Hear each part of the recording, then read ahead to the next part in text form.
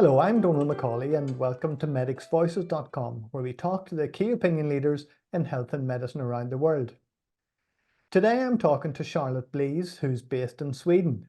Charlotte, you've had the most remarkable career and you're sitting on the interface between philosophy and medicine. Tell us about your career and how it developed. Yeah, it's been an interesting journey. So I did a PhD in Queen's University on philosophy of science, stroke philosophy of mind back in 2008, and lectured there for several years in philosophy. But I think I always knew my interests were quite practical, and I liked asking challenging and difficult questions of different fields, and particularly was interested in science and medicine. So increasingly was sort of looking beyond sort of traditional lectureship job and got very interested in a field called placebo studies, which was really just, I mean, it's quite a young field. Went to a conference 2012 in Switzerland, and there were probably about 30 people in the room from all different disciplines talking about this mind-body effect, how to measure it, the ethics of it. It was absolutely fascinating. And from that moment on, I got very hooked into being a philosopher, thinking about medical issues, and sort of attached myself to that field, felt I could do interesting work, and started to work in a much more interdisciplinary way and moved about a bit. So I was at University College Dublin for a bit. University of Leeds, was in the medical humanities department there. I've done various things, but spent a bit of time at Beth Israel Deaconess, actually 5 years at Beth Israel Deaconess Medical Centre. And now I'm at in Uppsala University in Sweden. Let me stop you there for a moment Yeah, because I'm really interested in your trajectory and how you moved along. So tell us a little bit more yeah, about the type of work you did in Dublin, in Leeds, and particularly in America, because that must have been yeah. fascinating. It really was. So in UCD in Dublin, I was interested in applying what I'd learned. So I did a postdoctoral research, Irish Research Council funded post, and I was based in the School of Philosophy there, asking questions about how you apply placebo studies to psychotherapy. So what constitutes a placebo in psychotherapy, clinical trials? There's even an idea that psychotherapy works as a placebo. What does that mean? And what are the implications for training psychotherapists or clinical psychologists? What should we tell patients about this? So that was my research obsession for a couple of years. In Leeds, I was focused on medical humanities, so a very different topic there. These were sort of pockets of research funding I'd applied for. This was looking at the role of medical humanities in medical education. So there's a sort of rise of this idea that doctors should be more cultured um, beasts in a way. You know, they should do a bit of reading literature and keeping abreast of these kinds of things, and just being sticking their nose in the humanities a bit. And I kind of asked the question, being a bit of a gadfly, why doctors are already overworked, the medical curriculum's already overstuffed. What's the justification? So I suppose so I again asking outsider questions of a particular field, but came back to UCD, then applied for Fulbright funding to go to the States to work with the program in placebo studies, which is again very interdisciplinary, based at Beth Israel Deaconess Medical Centre. So it's one of Harvard's 17 teaching hospitals. So the trajectory has been opportunistic, I would say, but it's always been on the fringes a bit, which isn't always an easy place to be. But I suppose that's the philosophical training. You're something of an outsider, asking the kinds of questions that experts sometimes forget to ask. And it's not always welcome, but I'm not territorial over who's a philosopher. I've met very many philosophically minded doctors, psychologists, whoever. And I work in quite a cross-disciplinary way when I'm thinking about these different real world problems. So more latterly got interested when I was at Harvard. I started to work with another kind of outsider research group, which was sharing access to the online health record, so the electronic health record. What happens when patients read what the doctor's written about them? So got very involved in that and met my current colleague, my boss, effectively, Beth Israel, who's Swedish, being an opportunist, now made the move to Uppsala University. So working on digital health there too. So I've had various different kinds of projects over the years, but placebo studies has been one.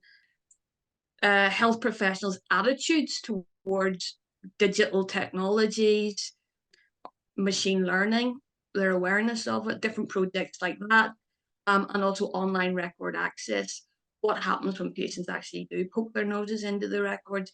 Is it a good thing? A lot of people say it is. I think there's a lot that's great about it, but I don't think we should skirt over the potential challenges. All innovations have challenges. So again, being true to the philosophical roots that I have, you have to ask the difficult questions and critique yourself and push back a little bit on ideas. So taking this slightly different view of access to medical records, I know Yeah. you've written about this and you've talked about it. Yes. What are your feelings on this? I mean, what is the relationship between doctors and patients? What do you feel this medical record adds to, takes away from, can cause problems? It's a great question. I think that on balance, it's a good idea. I think patients ultimately, I think they have I mean, it gets down to this issue of who owns the records in some sense. So ultimately, the medical record served as an aid memoir for the doctor. It was a tool for their thinking and also to share information with other clinicians. But when you invite patients in, and I think transparency and honesty, I mean, it's a medical duty to to be transparent and open with patients. So in a sense, you're following through with that, which is a good thing. But here again, the issue is what are the implications in practice? So what we know, let's take the patient side. In the United States, where access to records has been ongoing for quite a long time, and now it's federal law, patients have to, it's mandatory to share access, except for psychotherapy clinical notes. But patients do report a lot of benefits. They better remember their care plan. They remember to follow up on test results and referrals. So it's kind of helping to close that feedback loop on care. They spot errors in their notes. Something like 1 in 5 patients spots errors. Things like wrong family history, wrong notes, wrong-sidedness, things that could, have downstream effects potentially for patient harm. So patients report these benefits. They also report trusting their provider more. On the other side, doctors and other clinicians are very wary of this because there's something a bit unnerving about this is an additional thing you have to worry about in an already overworked, overstressed profession. And there is the worry that you have to change what you write to make the notes more accessible. Some things like shortness of breath, SOB, can be misinterpreted, FU, follow up, stuff like acronyms like that, never mind medical vernacular, patient denies, patient, sometimes it looks like a police report, if you're not used to that kind of vernacular. So there's the idea that ideally doctors would be changing what they write. And ideally doctors would be documenting what they've talked about to the patient. But it's got to be still written and preserve that accuracy, the richness of the clinical information. You don't want to dumb it down. Now, this is the rub. So again, going back to surveys in the United States, so the largest surveys undertaken, 1,600 clinicians who had experience, at least a year's worth of experience of this, 23%, so nearly a quarter, said they were changing how they wrote differential diagnosis. That's huge. Similar, slightly less, but it was around 1 in 5 said they believed the documentation was less valuable for other clinicians. So we have to also consider, even if doctors really don't need to change what they write and they perhaps over worry about what patients, how the accessibility of the records and so on, we still have to consider doctors might be doing this, and what do we do about it? All innovations, as I said, have issues. So how do you resolve the emergent challenges? How do we work around that? So I've been interested in that as well.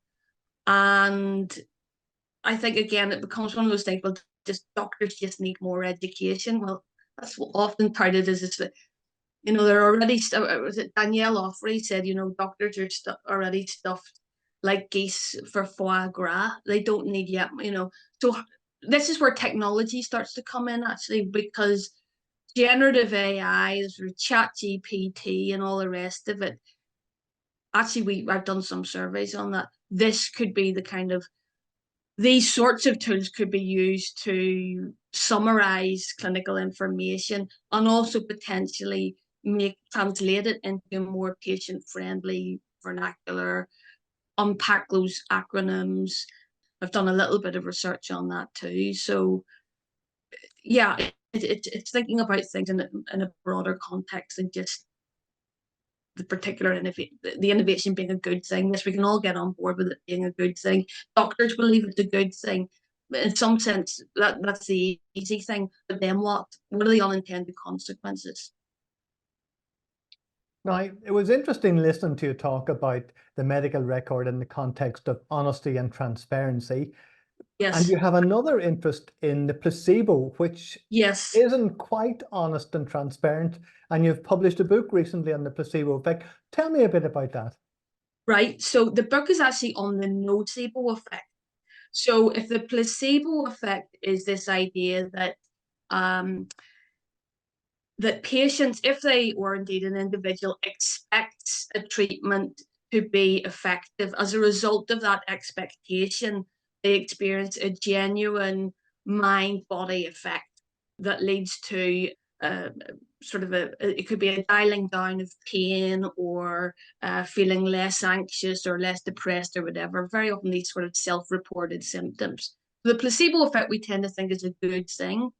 No, the nocebo effect is regarded, much less research into the nocebo effect, I hasten to add, but it's regarded as a sort of the evil twin of the placebo effect. So here again, the idea is that you expect, you're anticipating a treatment to have nasty side effects, or you don't think it's going to work, or you're anxious. As a result of that negative expectation, you do actually genuinely start to experience some adverse symptoms. So actually, I've looked at this idea in respect of the electronic health record, because if we take seriously the idea that a lot of these studies demonstrate that verbal suggestions, how you frame information, can work either to promote therapeutic benefits via the placebo effect, or actually make people feel more anxious, experience nocebo effects. It sort of makes sense. No empirical studies have been undertaken on this, but it makes sense to sort of anticipate here, or to think that the electronic health record, if you're letting patients read what you write as a clinician, and there's some positive verbal suggestions or encouraging wording, or there's negative stuff, or indeed patients just understand the side effects of treatment. So patient surveys do demonstrate when people read their records, they actually have a better grasp of the treatment side effects. They've got more time to take in information. They can kind of pore over it better. So there is this potential unintended consequence here as well, where transparency comes up against this rub of, is too much information sometimes a bad thing? We tend to think knowledge is empowering, but the nocebo effect, sort of this disruptor in medicine of that, because it invites this ethical dilemma of you know more, but at what cost? You might then become more, might genuinely lead to side effects. And we might say, okay, the nocebo effect, probably not. This, again, there isn't as much research into this, but these effect sizes aren't always that big. Yet patients don't want to feel ill. They don't want to have side effects. One of the main reasons why people don't stop taking medications is because of side effects. So you do want to reduce any sort of vulnerabilities there. So it's another interesting research addendum, yet again, of asking medical records. So could they literally cause harm? I think it's an interesting proposition. Now, let me change tack a little bit, Yeah. because you've been recognized as by BBC Radio 3 as one of the new generation thinkers. Tell us about that. Yeah, so that was back in 2012, and it was a competition for sort of junior researchers and academics to submit ideas for radio broadcasts, and then go through. Went to actually it was Manchester. Go through the competition and sort of do simulate radio interviews on different topics. There's a skill that is involved in teaching, both within the academy, that you should be able to uh, communicate in plainer language what it is you're doing, and actually from a research perspective as well, because very often it's sort of the coffers of taxpayers' funding that you know funds these pet academic projects, and if you're not communicating back to the people who funded it what it is you're researching, I just think that from a civic perspective, I think that's unfair. So I think there's a certain accountability and to some extent the duty to be able to communicate what it is you're working on, why it matters, and to be able to say why. So that was a sort of a useful experience for me to get into the habit of talking a little about the research that conduct and why I think it might be useful or interesting. Now, finally, let me ask you a question relating to your website, Okay. because you describe yourself as the healthcare gadfly. What does that Yes. mean? So gadfly comes from Socrates in his defense for his life. Defended what he did as it just merely being a gadfly. A gadfly is somebody who's annoying, irritating, disrupts the status quo a little bit, and asks is somewhat pestering in the questions that they ask. And I think philosophers do that. Again, I would say there's lots of people who are gadflies who you don't have to have a PhD in philosophy. I think that would sound pretentious to say you needed to, but I think being a gadfly is a very useful thing to do. And particular fields should invite the gadfly mentality to them. But I started to realize I probably was, in some occasions, irritating people. There's better and worse ways to be a gadfly. But anyway, they're useful people to have around in research groups. As I say, I'm probably a philosopher who works in medicine. And so, yeah, I would characterize myself as that, and finding a lot of like-minded gadflies out there to work with. To take an example, the Open Notes research team that I work with, the idea that patients should read their records was a very out there, subversive idea. So it's that kind of mentality of doing or asking the things that may be a little bit. Charlotte, I just love your work as a disruptor, challenging medicine. We need more people like you. Thank you very much for talking to us today. Thank you so much for inviting me.